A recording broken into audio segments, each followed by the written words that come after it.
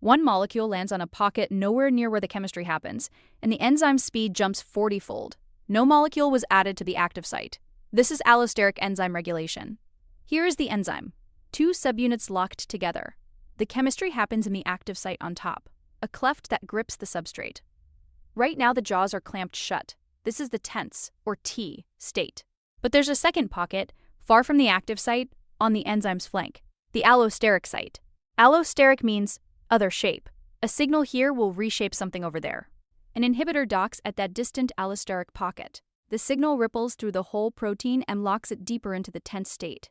Substrate arrives, but the clamped jaws turn it away. Catalysis is throttled down. Now an activator binds the allosteric site instead. Watch the entire complex relax. The subunits splay open into the relaxed or R state. The active sites swing wide and light up. High affinity for substrate. In the relaxed state, substrate slots in, gets converted to product, and pops out. Over and over.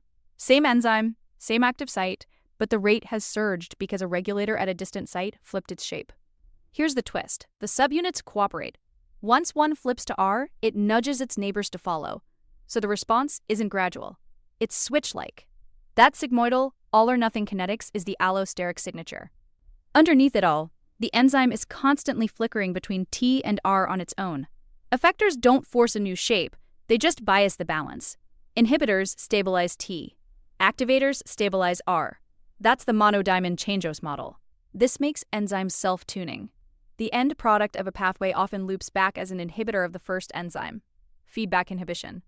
So when a cell already has enough ATP, ATP itself shuts down the enzyme that makes it. What other molecule could act as both the brake and the cargo?